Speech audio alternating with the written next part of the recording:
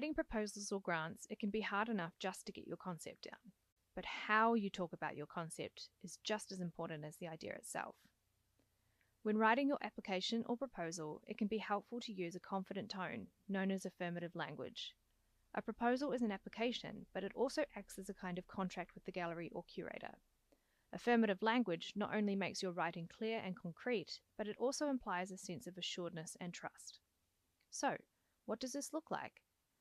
Rather than saying, "In this exhibition I hope to," try to write about your idea as if it's already going ahead. So in this exhibition I hope to, it becomes "this exhibition will."